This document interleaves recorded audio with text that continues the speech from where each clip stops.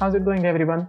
Welcome to another episode of Take a Wild Guess, the show where I tell you the story of an object, a place, a historical event, or a name, and you guess what I'm talking about. Today's episode is called The Indian High Schooler's Worst Enemy. In this episode, we'll talk about an English adventure fiction author whose name is remembered by mostly everyone who has been through the high school system in India. And these memories might not always be very fond. Do you know who I'm talking about? If not, listen on. Maybe you will figure out by the end of today's story who I'm talking about.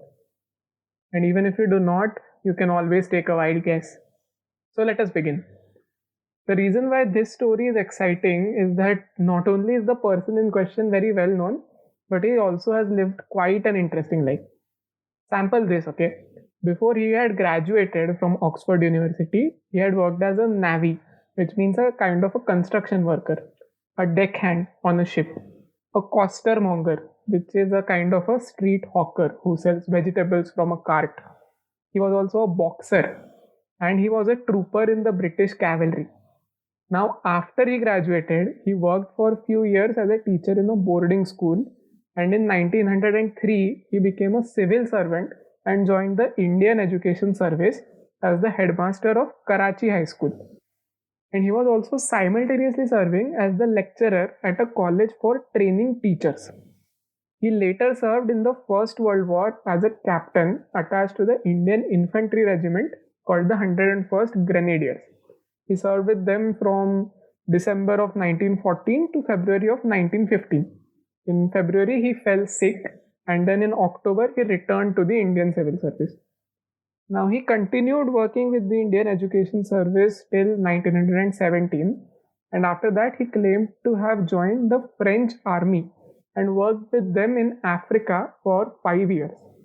And this is very irregular because by that time he was 42 years of age and he had a history of sickness. So this obviously is not the ideal profile of a army conscript. The French army also doesn't have any records of someone of his name having served with them during this period.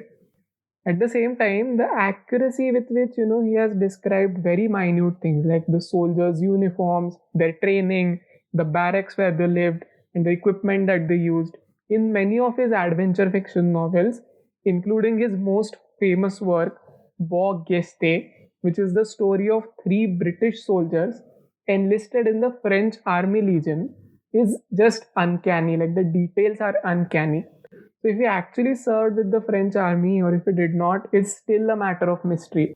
Now, besides the various adventure novels, he also wrote a number of books on the Indian education system, which had very long names, like the Indian Teacher's Guide to the Theory and Practice of Mental, Moral, and Physical Education, which was written in 1910, or Indian School Organization, Management, Discipline, Tone, and Equipment, being the Indian Headmaster's Guide, which was written in 1911.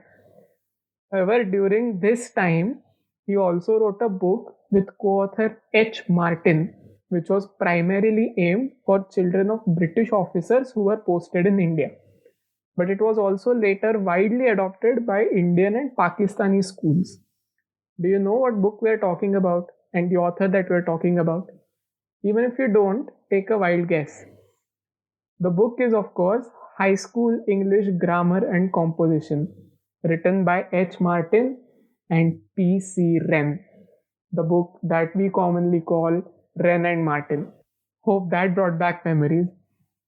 That's it for today. If you like this episode, please subscribe and share it with your friends. Till next time, I'm your host Chaitanya Ganu, and this is Take a Wild Guess. Thank you.